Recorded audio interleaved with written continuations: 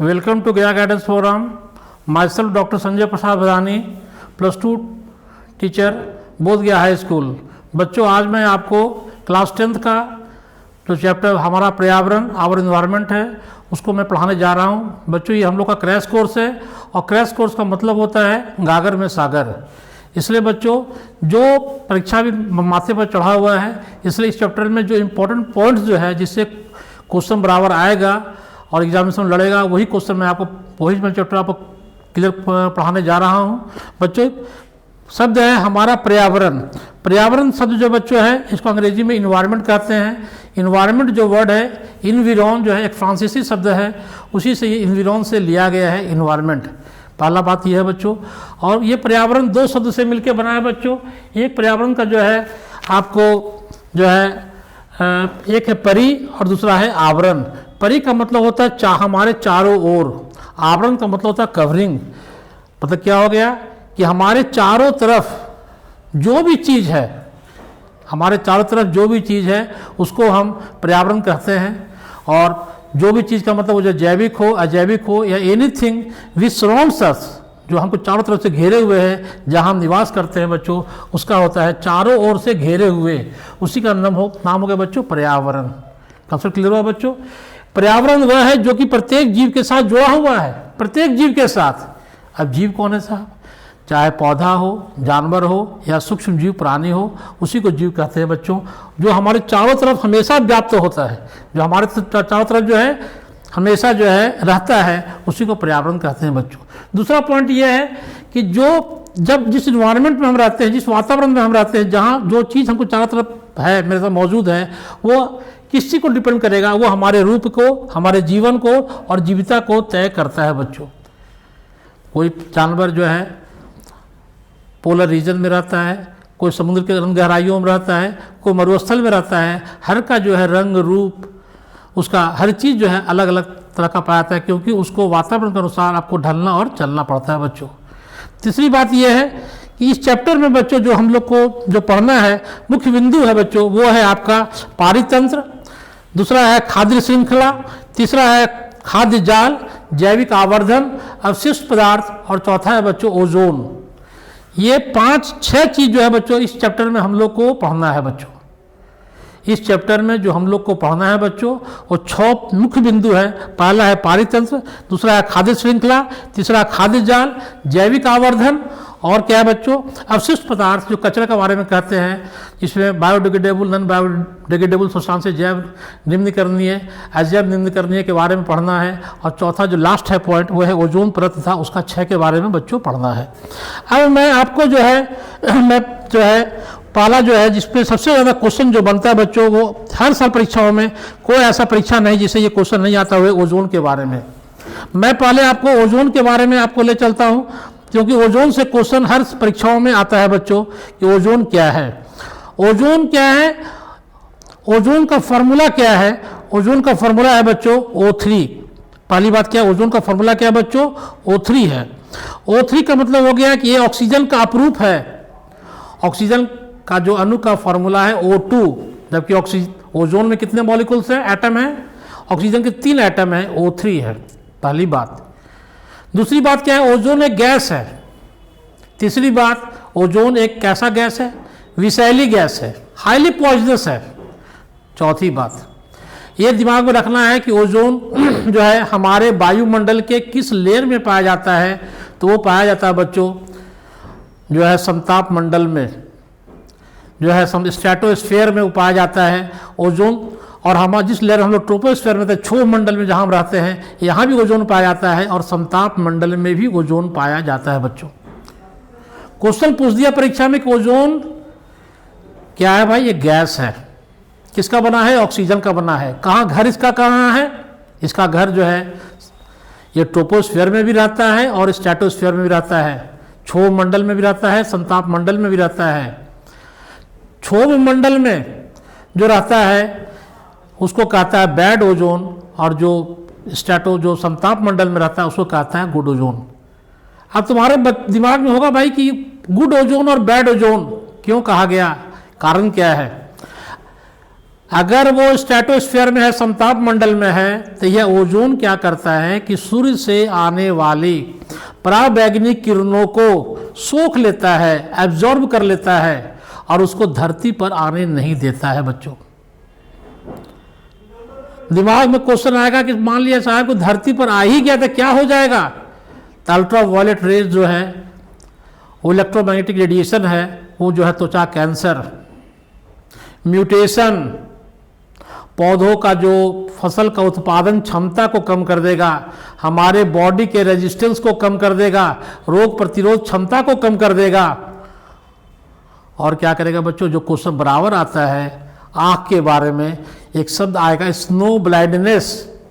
क्या आएगा बच्चों? Snow blindness. रट लो, क्वेश्चन पर आएगा स्नो ब्लाइंडनेस किसके कारण होता है? वो जो है अल्ट्रा वायलेट रेज जो है उसके कारण होता है। दूसरा क्या है? कैटरैक्ट, मोतियाबिंद। ये सब बीमारी जो है अगर अल्ट्रा वायलेट रेज अगर धरती पर आती है, मानव के ऊपर पड़ती है, तो ये बीमारियों से मनुष्य जो है चाहे कोई भी जानवर जो है, फसल जो है, ये ग्रसित होते हैं। दिमाग में रखना है बच्चों। दूसरी बात ओजोन से आता है कि एक आता है कि ओजोन की मोटाई किससे नापते हैं? ये क्वेश्चन बराबर आता है, उसे याद कर, उसको कहता है डॉप्सन यूनिट। डॉप्सन पूछा क्या है? ओजोन की मोटाई को नापने की इकाई है तो डॉप्सन कहते हैं। दुनिया भर के जो भी वैज्ञानिक लोग ने एक प्रोटोकॉल किया, एक सम्मेलन किया। कहाँ किया? मॉन्ट्रियल में किया। मॉन्ट्रियल प्रोटोकॉल कहते हैं।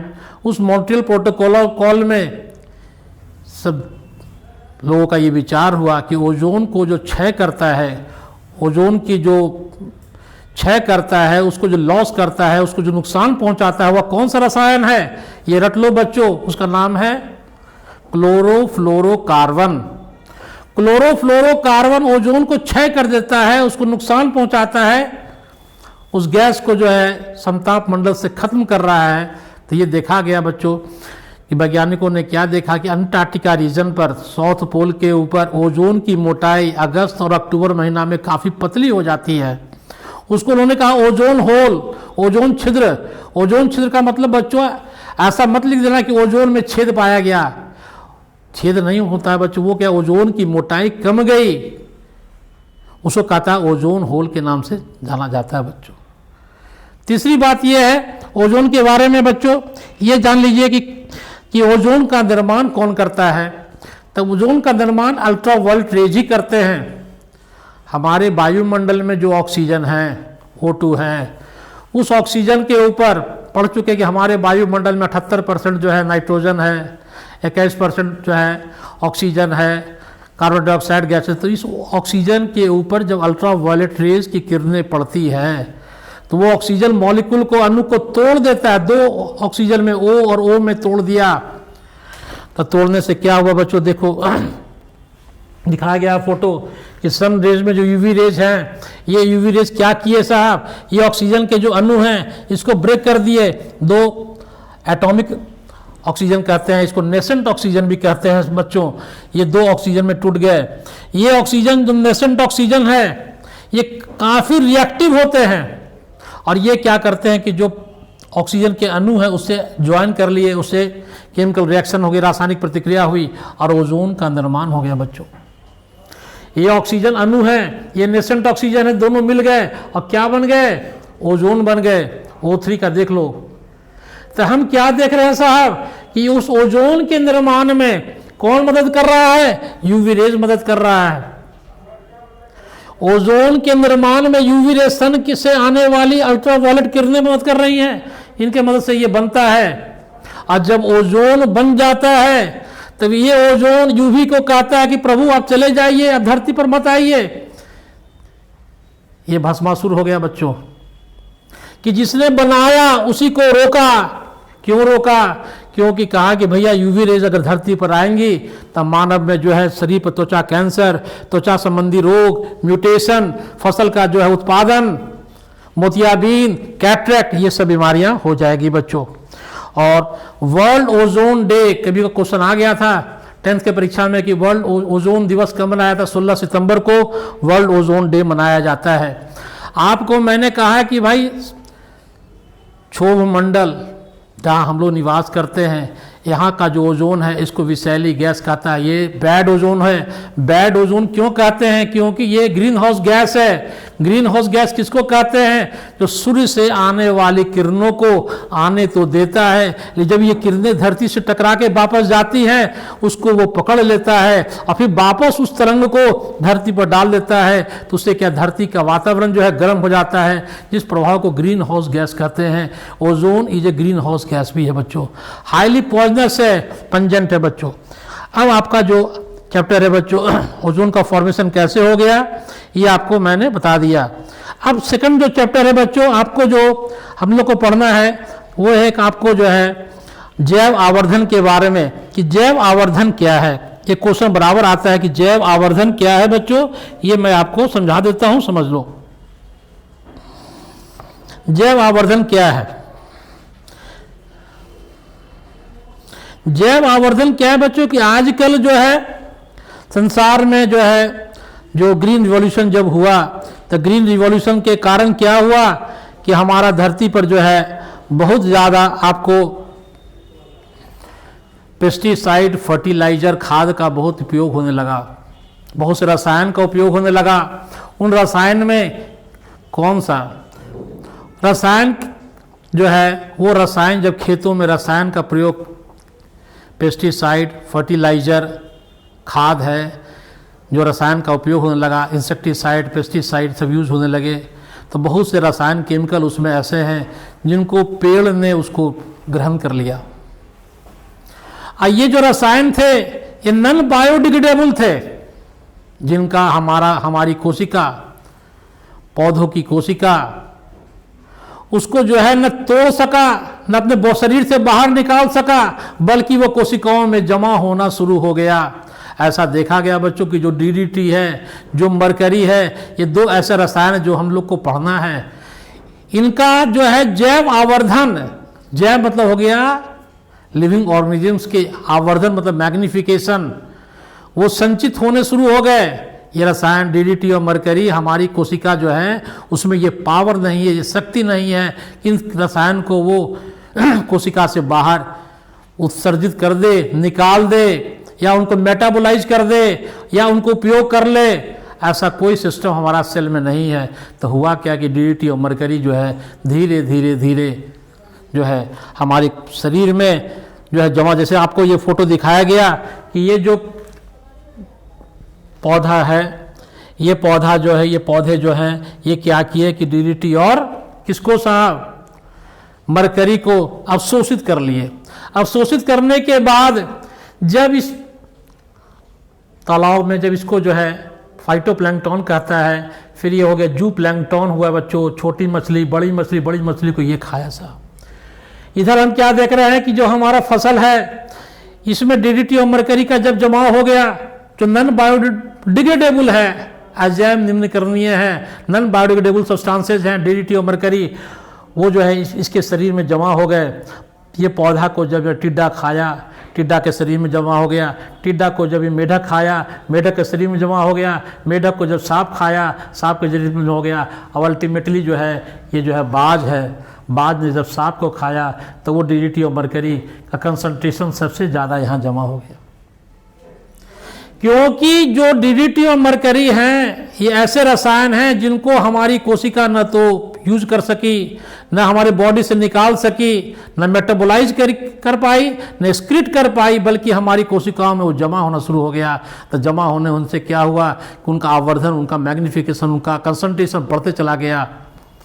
और बढ़ने से क्या हुआ बच्चों, जो क्वेश्चन आता है कि चिड़िया की पॉपुलेशन घट गई।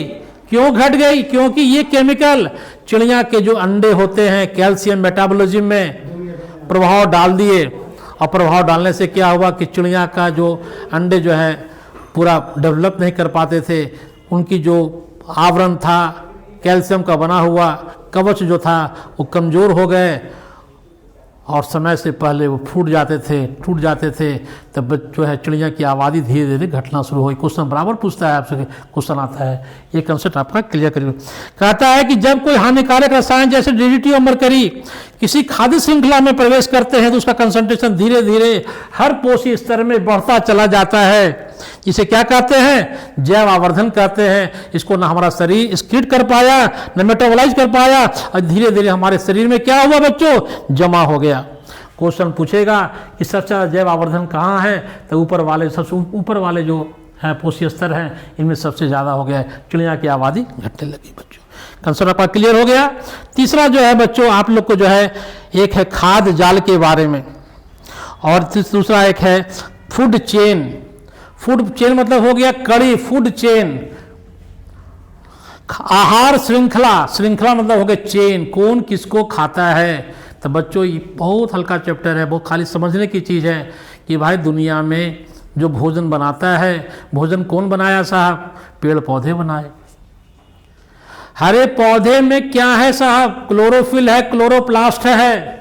वो क्लोरोप्लास्ट में ये शक्ति है, ये पावर है कि सौर ऊर्जा को वो ट्रैप कर लेते हैं, अवशोषित कर लेते हैं, और सौर ऊर्जा को केमिकल पोटेंशियल एनर्जी में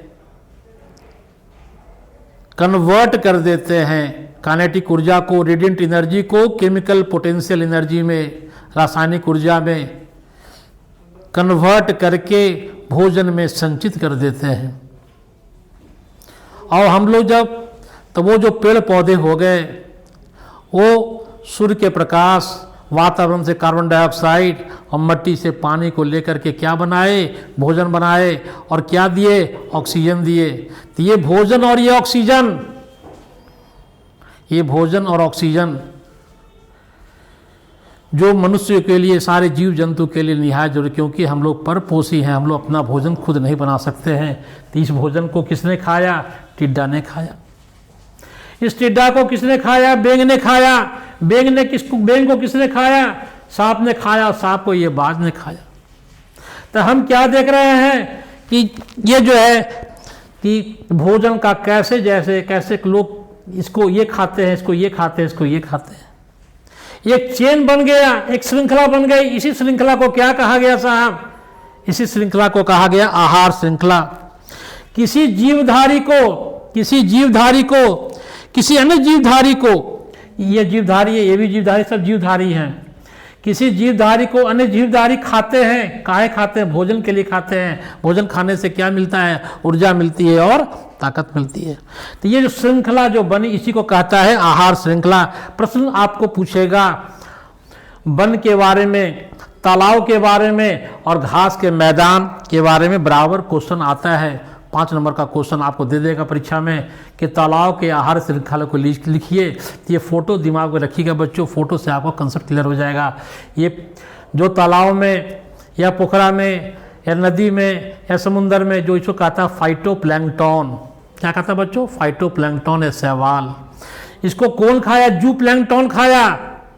और जू प्लैंक्टन को कौन खाया? छोटी मछली को बड़ी मछली, और वो बाज खाया। ये तालाब में का आहार श्रृंखला है। अगर घास के मैदान का क्वेश्चन पूछ दिया आपसे, तो इस फोटो को याद कर लीजिए बच्चों कि जो घास फूस हैं, पेड़ पौधे हैं, उनको टिड्डा ने खाया, ग्रास हॉपर ने खाया, और ग्रास हॉपर को मेढक ने खाया, मेढक को सांप ने खाया, सांप को बाज ने खाया।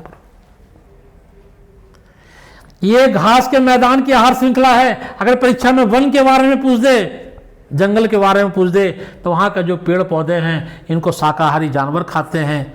शाकाहारी जानवर कौन है?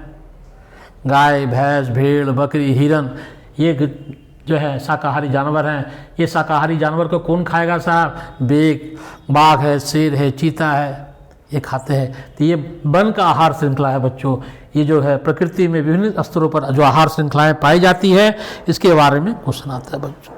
दूसरी बात ये दिमाग में रखना है बच्चों कि ये जो पौधे हैं, सबसे निचले स्तर पर हम क्या देख रहे हैं? सारे जगह ये पौधे हैं। पौधे क्या करते हैं? भोजन का निर्माण करते हैं। भोजन के निर्माण कैसे करते हैं? सूर्य के प्रकाश को अवशोषित करते हैं, कार्बन डाइऑक्साइड और जल को के माध्यम से भोजन और ऑक्सीजन का निर्माण होता है। कंसेप्ट क्लियर हुआ बच्चों? तो ये जो भोजन का निर्माण किए, इनको उत्पादक कहते हैं। क्या कहते हैं इनको? प्रोड्यूसर कहते हैं, उत्पादक कहते हैं। और जो पेड़ पौधे हैं, इनको कौन खाए? शाकाहारी जानवर खाते हैं। जो भोजन को खाते हैं बच्चों, उनको उपभोक्ता कहते हैं, और जो भोजन को पैदा करते हैं उनको उत्पादक कहते हैं। ये उत्पादक हो गए, प्रोड्यूसर हो गए, और ऊपर वाले सारे कंज्यूमर हो गए, उपभोक्ता हो गए। तो ये हम लेवल में क्या देख रहे हैं बच्चों कि पहला लेवल जो होगा उपभोक्ता में, पहला लेवल जो भी होगा वो जो होगा हमेशा शाकाहारी होगा। पहला पॉइंट याद कर लो बच्चों।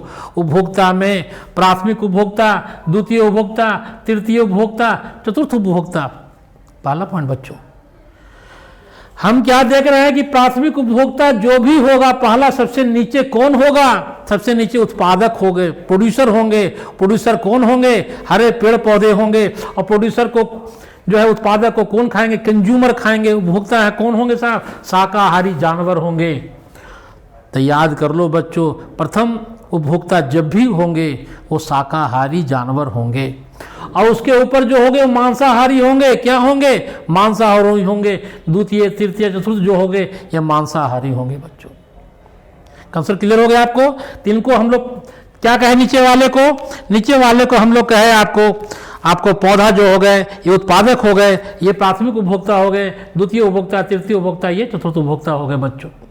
चौथी बात याद आपको जो करना है इस चैप्टर में, जो मोस्ट इंपॉर्टेंट पॉइंट है कि सोलर एनर्जी, सौर प्रकाश की जो ऊर्जा होती है वही ऊर्जा को हमारा पेड़ पौधा क्लोरोफिल के माध्यम से उनको जो है भोजन में संचित करता है। तो भोजन जो हम लोग खाते हैं तो वो भोजन से हमको ताकत मिलता है। वो ताकत कहाँ से, एनर्जी कहाँ से आया? इस जो पौधे हैं इनके द्वारा संचित ऊर्जा है। अब कहता क्या है कि क्वेश्चन बराबर आता है कि सौर ऊर्जा का मात्र 1%, ये पॉइंट को याद कर लो बच्चों, कि हमारे जो प्रोड्यूसर हैं, पेड़ पौधे हैं, पेड़ पौधे मात्र 1% सौर ऊर्जा को कन्वर्ट कर सकते हैं, भोजन के रूप में परिवर्तित कर सकते हैं। पहला पॉइंट बच्चों एकदम याद कर लो। दूसरी बात यह है कि मान लिया जाए कि सूर्य भगवान ने 100 जूल एनर्जी दिया, किनको दिया? पादप को दिया। तो दूसरी बात यह याद करना है कि हर पोषी स्तर जो है 90% एनर्जी अपने रख रखाव, अपने दैनिक क्रियाकलाप, अपने जैव प्रकरण में यूज करते हैं, और कुछ एनर्जी जो है, ऊर्जा जो है उष्मा के रूप में खत्म भी होती है बच्चों। तो दिमाग में ये रखना है, एक पोषी स्तर से दूसरे पोषी स्तर में, हर पोषी स्तर अपने में 90% खर्च करता है और 10% जो है अगले को ट्रांसफर करता है। मान लिया जाए कि 100 रुपया सूर्य भगवान ने पेड़ पौधे को दिया, तो 100 रुपया में 90 रुपया इसने अपने लाइफ जैव प्रक्रम को चलाने में खर्च किया। 10 रुपया इसको दिया, टिड्डा को दिया। टिड्डा ने 10 रुपया में 90% मतलब 9 रुपया ये अपने में खर्च कर लिया, 1 रुपया इसको दिया। 1 रुपया में ये मेढक ने क्या किया कि 90 पैसा अपने में खर्च कर लिया और 10 पैसा सांप को दिया, और सांप ने क्या किया कि 10 पैसा में 9 पैसा अपने में खर्च कर लिया, 1 पैसा इसको दिया। तो हम देख रहे हैं कि बच्चों जैसे जैसे हम ऊपर जा रहे हैं ऊर्जा, एनर्जी की मात्रा घट रही है, और जैसे जैसे नीचे आ रहे हैं एनर्जी की मात्रा घटती है। तो ये कहता है कि एनर्जी का जो फ्लो हो रहा है यूनिडायरेक्शनल है। देखिए बच्चों क्या है यूनिडायरेक्शनल, क्वेश्चन बराबर पूछता है कि एनर्जी का जो फ्लो होता है वो क्या होता है, यूनिडायरेक्शनल या मल्टी डायरेक्शनल? लिखिएगा यूनिडायरेक्शनल होता है, एक तरफ का होता है बच्चों। कंसेप्ट आपका क्लियर हो गया? अब जैसे मान लीजिए कि 100 रुपया इसको मिला, 100 रुपया 100 जूल इसको मिला, मान लीजिए 100 जूल में 90 जूल तो ये अपने में खर्च कर लिए, 10 जूल दिए इनको, 10 जूल में 9 जूल तो अपने में खर्च कर लिए, ये दे दिए इसको 1 जूल को। तो भाई हम गए जंगल में, गए शिकार किए, तो भाई क्या किया, आज हम जंगल गए, शेर का शिकार किए, पूरे गांव को आमंत्रित किए कि सबको आइए खाइए, लेकिन ऊर्जा तो यहाँ ताकत तो है ही नहीं। जितना ताकत आपको पेड़ पौधा खाने में मिलेगा उतना ताकत आपको मांसाहारी बनने में नहीं मिलेगा। इसलिए प्रकृति कहता है कि शाकाहारी बनो, मांसाहारी ना बनो। क्योंकि जो ताकत है, जो ऊर्जा है, आप देख लिए हाथी, जिराफ, घोड़ा जो भी है प्रकृति का बना हुआ वो सारा जो है शाकाहारी है, मांसाहारी नहीं है। मांसाहारी कौन है? वो दुनिया को दिखाने के लिए है कि मैं तो आज शेर का शिकार करके लाया, हिरण का शिकार करके लाया और खाइए, वहां तो फुसफुस है। तीसरी बात देखते हैं साहब कि जैसे जैसे 3 से 4 कोशिश स्तर के बाद आगे नहीं होता है, क्योंकि ऊर्जा है ही नहीं, ताकत है ही नहीं, तो खाना से क्या फायदा है साहब? वो तो सब बेकार है साहब। यह आपका कंसेप्ट क्लियर हुआ बच्चों, आपका आहार श्रृंखला। अब आपको जो है पारितंत्र के जो है इकोसिस्टम के बारे में बता रहा हूं कि इकोसिस्टम जो है, जिसको बताया कि इकोलॉजी, एक वर्ड आएगा इकोलॉजी। इकोलॉजी क्या है साहब? बायोलॉजी की वह शाखा है। इकोलॉजी क्या है? पारितंत्र क्या है?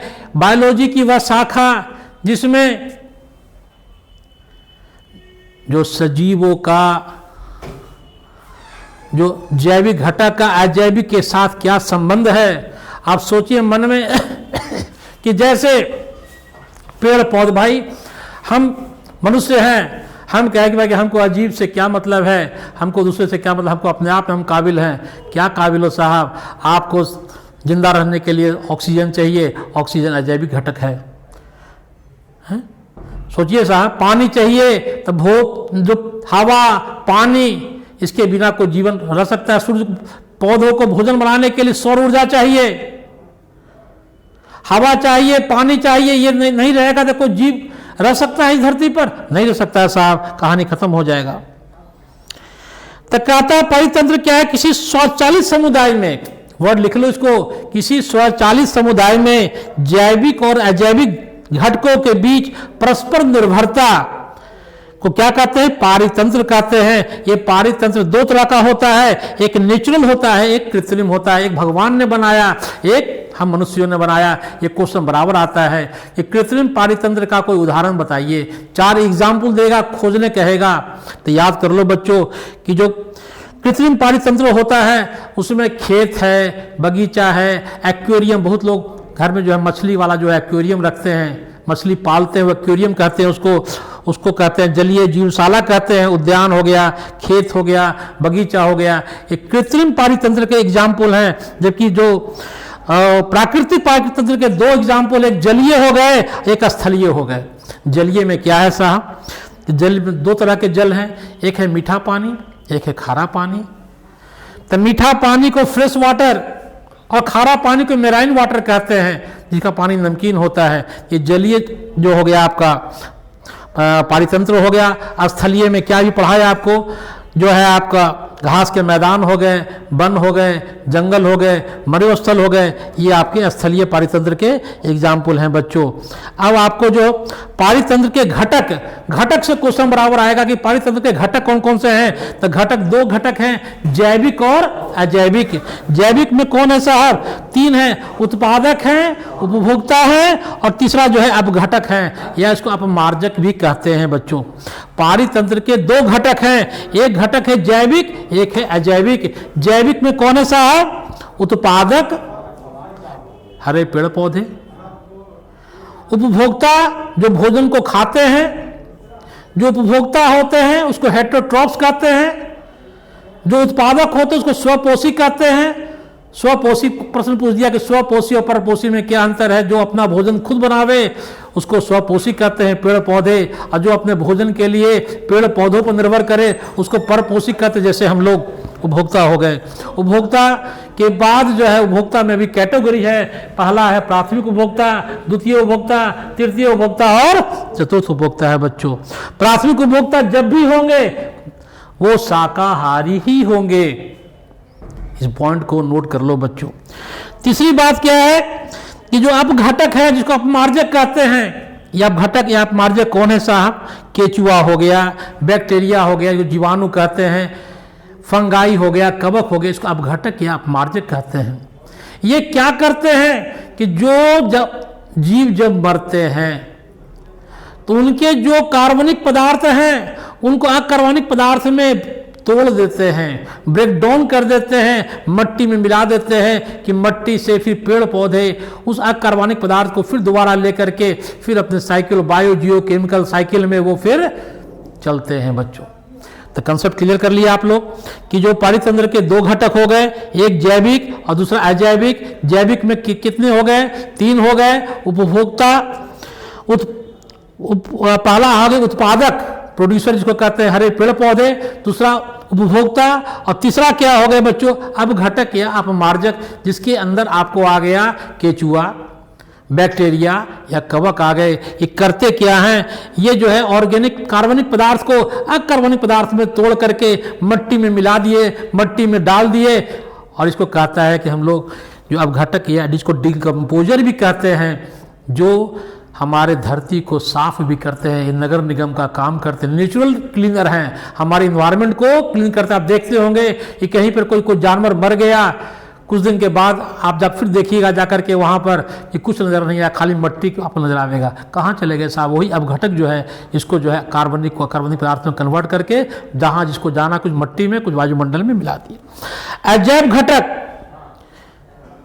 जिसको कहते हैं नॉन लिविंग, जो हमको प्रभावित करते, जो हमको चारों तरफ घेरे हुए हैं, क्या है? वायु है, खनिज लवण हो गया, प्रकाश हो गया, जल हो गया, तापमान हो गया, मृदा हो गया, और कार्बनिक पदार्थ हो गया। बच्चों ये अजैविक घटक हैं। अजैविक घटक का अगर प्रश्न पूछ दिया आपसे तो लिखिएगा खनिज लवण, मृदा, सॉइल, तापमान, टेम्परेचर, ये जो है आपका वायु, जल, ये जो है अजैविक घटक के एग्जाम्पल है। हवा, पानी, सॉइल, मृदा, कार्बनिक पदार्थ, ये सारे जो है अजैविक घटक के एग्जाम्पल हैं बच्चों। अब आपका कंसेप्ट जो है बहुत क्लियर हो गया।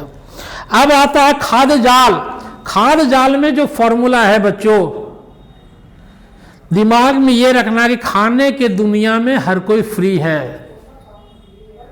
जैसे हम मनुष्य सर्वाहारी हैं, जो खाना जो होते हैं एक होते हैं शाकाहारी, एक मांसाहारी, एक सर्वाहारी। शाकाहारी जानवर जो पेड़ पौधों को खाते हैं, मांसाहारी पेड़ पौधों को खाने, गाय है, जो गाय है, हिरन है, भैंस है, भेड़ है, बकरी है, ये सब शाकाहारी जानवर हैं।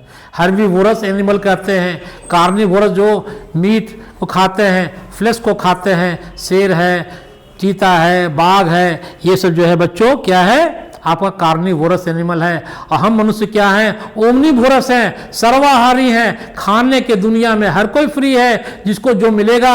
हम मनुष्य कभी शाकाहारी बन जाएंगे, कभी मांसाहारी बन जाएंगे बच्चों। तो ये खाद्य जाल हो गया। किसी भी पारितंत्र में उपस्थित अनेक खाद्य श्रृंखलाओं के जटिल जाल को खाद्य जाल कहते हैं। जैसे यहां पर आप देख रहे हैं बच्चों कि जैसे यहां पर जो है ये आपका इस में देख रहे हैं क्या, घास के मैदान में देख रहे हैं कि टिड्डा को मेढक खाया, मेढक को सांप खाया, सांप को बाज खाया। हो सकता है कि मेढक को जो है ये भी खा जाए। हो सकता है कि इधर वाला जो है इधर भी चला जाए। जैसा मौका लगेगा वैसा जो है लोग खाने के दुनिया में कोई परहेज ही नहीं है। अनेक खाद्य श्रृंखला जो है एक दूसरे से अटैच हैं, जुड़े हुए हैं, और एक खाद्य जाल का निर्माण करते हैं। इसको फूड वेब कहते हैं बच्चों। क्वेश्चन पूछेगा कि खाद्य जाल, खाद्य श्रृंखला और खाद्य जाल में, फूड चेन और फूड वेब में क्या अंतर है साहब? अंतर यह है कि इसमें जो है जीवों की संख्या सीमित होती है और खाद्य जाल में जीवों की संख्या असीमित होती है, काफी संख्या होती है। इसमें क्या है कि एक जीव जो है एक ही पोषी स्तर को, जैसे ये शाकाहारी है, ये मान लीजिए आपका उपभोक्ता हो गया, ये जो है प्राथमिक, ये आपका उत्पादक हो गया, ये उपभोक्ता है, प्राथमिक उपभोक्ता, ये द्वितीय उपभोक्ता है बच्चों। तो ये द्वितीय उपभोक्ता है, ये तृतीय है, ये चतुर्थ उपभोक्ता है। इसका पोजीशन एक फूड चेन में इनका पोजीशन फिक्स है कि कीड़ा को बेंग खाएगा, बेंग को सांप खाएगा, सांप को ये खाएगा। लेकिन खाद्य जाल में, फूड वेब में ये इसका पोजीशन चेंज कर जाता है। इसका पोजीशन जो है बच्चों चेंज कर जाता है। ये दिमाग में आपको रखना है। तीसरी बात क्या होती है कि आपको ये कंसेप्ट क्लियर हो गया। जैविक आवर्धन आपको मैंने पढ़ा दिया।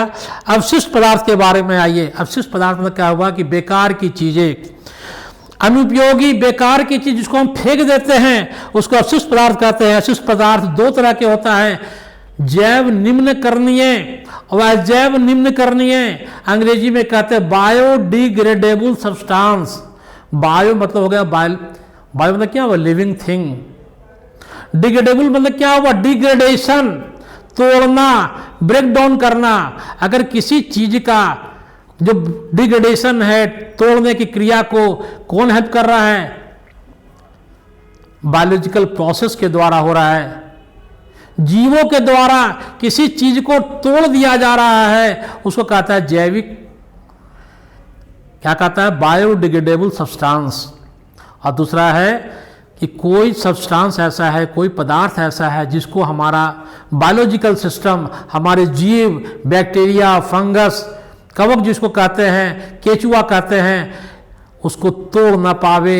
हमारा बायोलॉजिकल सिस्टम, हमारी कोशिका उसको गला नहीं पावे, उसको कहता है नॉन बायोडिग्रेडेबल सब्सटेंस। ये क्वेश्चन बराबर आपको परीक्षा में पूछेगा कि भाई प्लास्टिक पर आजकल सरकार बैन कर रही है, ग्लास बैन कर रही है, डीडीटी, मरकरी, ये सब क्या है, नॉन बायोडिग्रेडेबल सब्सटेंसेज हैं। जबकि आपका जो अगर सब्जी हो गया का जो छिलका निकलता है, मल है, ये सब क्या है बच्चों, आपको जैव निम्न करणीय सब्सटेंस है। बायोडिग्रेडेबल, नॉन बायोडिग्रेडेबल आपको बराबर आएगा।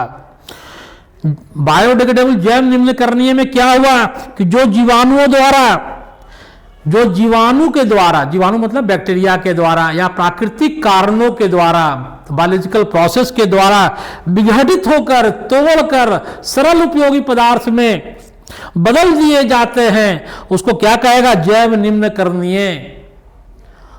और अगला जो जैव अजैव निम्न करणीय में खाली क्या करना है कि नहीं बदले जाते, बाकी सब उसी को उतार दीजिएगा बच्चों कि जो जीवाणुओं के द्वारा या प्राकृतिक क्रियाओं के द्वारा विघटित नहीं हो पावे, उनको विघटित नहीं कर पावे, तोड़ नहीं पावे, तो उनको कहता है अजैव निम्न करणीय, नॉन बायोडिग्रेडेबल सब्सटेंसेस। जो ग्लास है, प्लास्टिक है, इसलिए गवर्नमेंट जो है आजकल काफ़ी बैन कर रही है, हर जगह प्लास्टिक पर बैन हो रहा है बच्चों। अब आपका जो है बच्चों, जो क्वेश्चन जो आता है, मैं क्वेश्चन आपको कुछ करवा दे रहा हूं बच्चों, ये क्वेश्चन आप देख लीजिए, इस फोटो को भी एक बार देख लीजिए आप।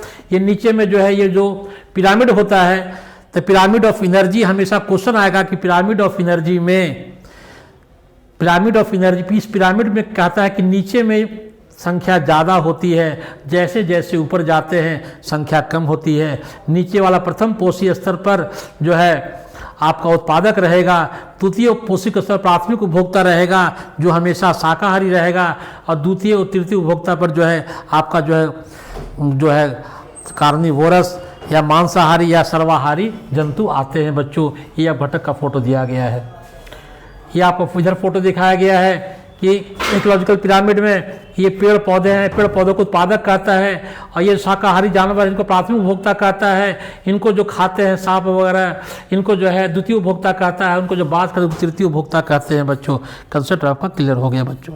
ये आपका जो फोटो है बच्चों, ये खाद्य आहार जाल का फोटो दिया गया है। कहा गया है कि खाने के दुनिया में हर कोई फ्री है, जिसको जो भोजन मिलेगा वो उसको खाएगा, और उसका जो पोषी स्तर है वो चेंज भी कर देता है बच्चों। यही जो है फूड चेन और फूड वेब में अंतर है बच्चों, आगे याद रखिएगा। यहाँ क्या दिखाया गया है कि सूर्य के प्रकाश को कौन ग्रहण करते हैं, उत्पादक। उत्पादक कौन होते हैं, हरे पेड़ पौधे। हरे पेड़ पौधे में भगवान जी ने क्या दिया, क्लोरोफिल दिया। क्लोरोफिल में क्या पावर है, सौर ऊर्जा को ग्रहण करने का और उसके रूप को बदल देने का, और उसको भोजन में उस एनर्जी को संचित कर देने का। इसलिए हम लोग भोजन क्यों करते हैं, ताकत के लिए, एनर्जी के लिए। और उसको उत्पादक को कौन खाए, शाकाहारी। शाकाहारी को कौन खाए, मांसाहारी। और सबसे ऊपर सिर्फ मांसाहारी होते हैं बच्चों। इस पॉइंट को दिमाग में रखिएगा। ये जो फोटो आपको तो हम पढ़ा दिए आपको ओजोन के बारे में। अब आपको जो है यहाँ जो है ये फोटो दिया गया है कि जो जैव बायोडिग्रेडेबल और नॉन बायोडिग्रेडेबल का जो ग्लास का बोतल हो गया, कैन हो गया, ये सब नॉन बायोडिग्रेडेबल है। Peels of vegetable and fruit, जो छिलका वगैरह है, पेपर है, लकड़ी है, ये सब जो है जैव निम्नकरणीय पदार्थ हैं बच्चों। अब आप आगे देखिए। अब जो कुछ क्वेश्चन मैं आपको करवा देता हूँ। क्वेश्चन है कि कौन से समूह में केवल जैव निम्नकरणीय पदार्थ हैं।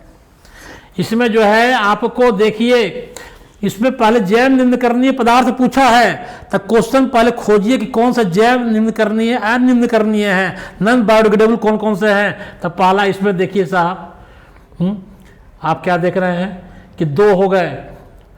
आप देखिए ये प्लास्टिक में जो है ये यहाँ से कौन से समूह में केवल जैव निम्नकरणीय पदार्थ है, तो आपका आ गया घास, पुष्प और चमड़ा। घास, लकड़ी तथा प्लास्टिक, केक, लकड़ी तथा घास। उत्तर में क्या होगा बच्चों बताइए। इसमें कहता है कि कौन से आहार श्रृंखला का निर्माण करते हैं, तो आहार श्रृंखला में कौन किसको खाया, तो घास को बकरी खाया और बकरी को कौन खाया, मानव कहलाया। तीसरा जो क्वेश्चन है बच्चों इसमें यह है कि पर्यावरण मित्र कौन कहलाते हैं। पर्यावरण मित्र मतलब हुआ कि जैसे कि कार्य समाप्त हो जाने पर घर का जो बल्ब है उसको बुता दीजिए, बिजली बचाइए, ऊर्जा बचाइए, और पंखा का स्विच बंद कर दीजिए, लाइट और पंखा का बंद कर दीजिए। पानी का जो नल होता है, पानी टपक रहा है, उस नल को बंद कर दीजिए, टूटा नल को नया नल में कन्वर्ट कर दीजिए कि पानी जो है बर्बाद ना हो। तीसरी बात क्या है कि विद्यालय अगर आप जाते हैं गाड़ी से तो कहता है कि साइकिल से जाइए या विद्यालय पैदल जाइए, तो ये आपका दिमाग कंसेप्ट क्लियर हो गया बच्चों। फिर कहता है क्वेश्चन आया है कि एक पोषी स्तर के सभी जीवों को समाप्त कर दें या मार डाले तो क्या होगा। जैसे मैंने बताया कि पौधा को खाया हिरन और हिरन को खाया शेर। क्वेश्चन ये कह रहा है कि अगर मान लीजिए हिरन को हम खत्म कर दें तब क्या होगा साहब, पूरा सिस्टम बिगड़ जाएगा। हिरन को खत्म कर दे दीजिएगा तो शेर भूखा रह जाएगा, शेर मर जाएगा, क्योंकि शेर फिर घास से दोस्ती नहीं करेगा साहब। पहला बात आप जानते हैं ना कि शेर घास नहीं खाता है, शेर शिकार करके खाता है। हिरन मर गया, शेर की कहानी खत्म हो गई।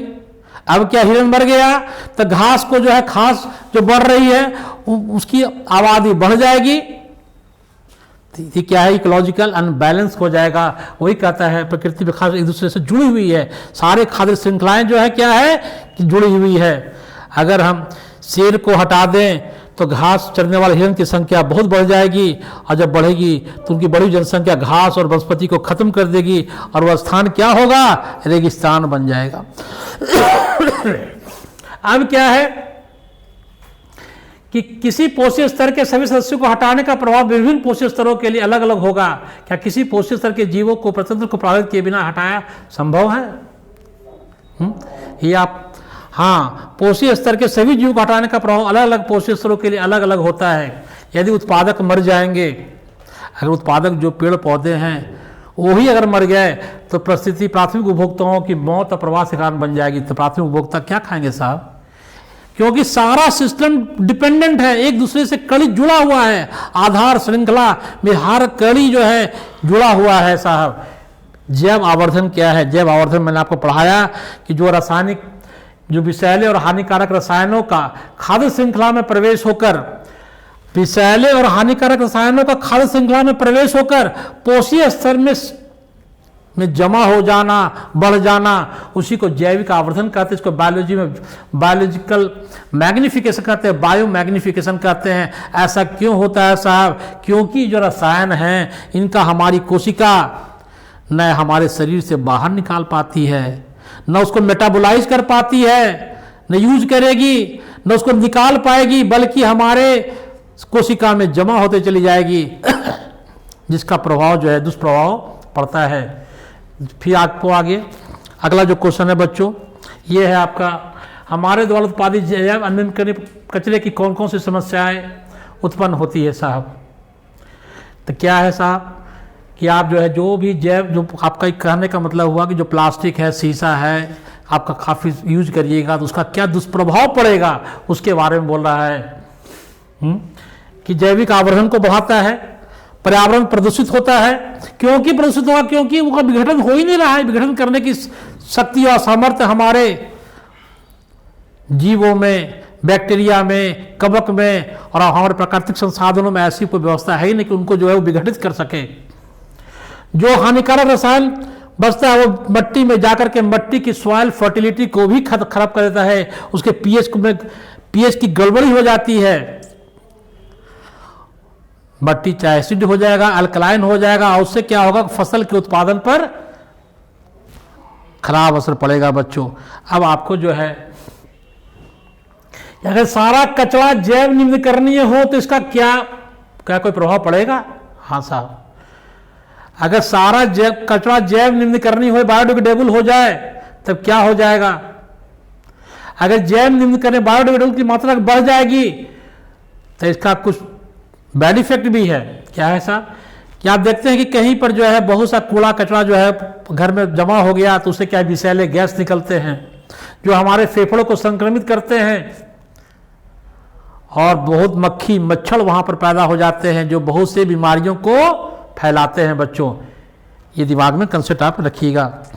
फिर आपको एक क्वेश्चन आया, ओजोन परत की क्षति हमारे लिए चिंता का विषय है, क्यों? ओजोन परत क्या करता है? ओजोन क्या करता है कि सूर्य से आने वाली पराबैंगनी किरणों को धरती पर आने से रोकता है। जब वो पराबैंगनी किरणें हमारे धरती पर आएंगी तो हम मानव पर, जितने भी जीव जंतु हैं, उनके शरीर पर जब किरणें पड़ेंगी तो त्वचा कैंसर, आपकी आंखों में मोतियाबिंद, स्नो ब्लाइंडनेस, फसल की उत्पादकता, हमारे जो क्या बोले बच्चों, बीमारी से लड़ने की क्षमता, इसको इम्यूनिटी पावर, वो सब घट जाएगी बच्चों। इसलिए मॉन्ट्रियल प्रोटोकॉल आया 1987 में। इसने क्या कहा कि भाई जो ओजोन को जो क्षति पहुंचाते हैं, कौन पहुंचाते हैं? क्लोरोफ्लोरोकार्बन, उनके प्रोडक्शन को कम किया जाए। अब खोपड़ी में आया कि क्लोरोफ्लोरोकार्बन की उत्पादक कौन करते हैं साहब? तो वो करते हैं कौन? फ्रिज जो आप यूज कर रहे हैं, फ्रिज में जो गैस भराता है फेरॉन गैस, एसी में जो गैस है वो, जो सुपरसोनिक जेट विमान चलते हैं वो, जो लेदर का जो हम लोग सेविंग क्रीम, जो डीओ मारते हैं, ये सारे में सीएफसी केमिकल का यूज होता है। वैज्ञानिक का कहना है कि इनकी जो है सीएफसी का जो रसायन है उनका उपयोग कम से कम करो। कम से कम करने में ओजोन की क्षति नहीं होगी, ओजोन को बचा के रखो। इसलिए पूरे वर्ल्ड में, पूरी दुनिया में 16 सितंबर को ओजोन दिवस मनाया जाता है बच्चों। अब आपको जो है, आप घर पे जाइएगा, एक क्वेश्चन पूछेगा कि जैव घटक और अजैव घटक कौन है? जैव घटक मतलब जो भी लिविंग ऑर्गेनिज्म है, अजैव घटक मतलब जो नॉन लिविंग है, जो हमको हमारे जिंदगी पर प्रभाव डालते हैं। तापमान है, वर्षा है, वायु है, मृदा है, खनिज जो है, इसे दिमाग में रखिएगा बच्चों। पारितंत्र से क्वेश्चन कभी आ गया तो याद रख लीजिएगा, प्राकृतिक पारितंत्र कौन है? तो वन है, तालाब है, झील है। और मानव निर्मित परितंत्र का उदाहरण क्या है? खेत है, बगीचा है, और एक्वेरियम से क्वेश्चन बराबर आता है। जीव को 3 वर्गों में बांटा गया है। उत्पादक जो भोजन पैदा करते हैं, जो भोजन को खाते हैं, जो भोजन को तोड़ते हैं, डिकम्पोजर हैं, बैक्टीरिया हैं, कवक हैं, जीवाणु कवक एग्जाम्पल आते हैं। सभी हरे पौधे, नील हरित सवाल, प्रकाश क्षमता होती है, उनको क्या कहलाते हैं? उत्पादक कहलाते हैं, प्रोड्यूसर कहलाते हैं। और जो उत्पादक द्वारा जो भोजन पैदा होते हैं उन पर जो निर्भर रहते हैं, जो भोजन खाते हैं, ये भोजन बनाने वाले हुए, उपभोक्ता भोजन खाने वाले हुए। और अब घटक जिसको डिकम्पोजर कहते हैं, ये क्या करते हैं? कौन है साहब? जीवाणु, बैक्टीरिया और कवक, फंगाई। ये क्या करते हैं? जटिल कार्बनिक पदार्थ को सरल अकार्बनिक पदार्थ में बदल देते हैं साहब। कंसेप्ट क्लियर हो गया बच्चों? अब आप लोग घर पे जाकर के पढ़िएगा और ध्यान लगाइएगा। मैं उम्मीद करता हूं इससे आपका एक क्वेश्चन भी मिस आपको नहीं होना चाहिए। ये आपको क्वेश्चन जो है मिस नहीं होना चाहिए। ये क्वेश्चन दिमाग में रखिएगा। जैव निम्नकरणीय पदार्थ के पर्यावरण को कैसे प्रभावित करते हैं? तो जैविक पदार्थ के अपघटन से वातावरण बदबूदार हो जाता है, कुछ विषैली गैस का रिसाव होता है, मक्खी मच्छर का होता है। ये सारा चीज़ मैं आप लोग को जो है बच्चों क्लास 10th के ज्ञान गाइडेंस प्रोग्राम के यूट्यूब चैनल पर आपको जो है लोड किया हुआ है। आप लोग खोल के पढ़िएगा, ध्यान लगाइएगा, और उम्मीद करता हूँ कि इससे आप लोग को एक क्वेश्चन भी मिस ना करेगा। इसको बहुत मन से पढ़िएगा। बाकी डिस्क्रिप्शन बॉक्स में इसका लिंक दिया गया है, लिंक को खोल करके, समय कम है, इंपॉर्टेंट पॉइंट्स को लिख के याद करिएगा और दिमाग में रखिए कि हमको जो है इसमें फर्स्ट डिवीजन से पास करना है और अपने बिहार का और गया जिला का नाम रोशन करना है। थैंक यू बच्चों, गुड बाय बच्चों।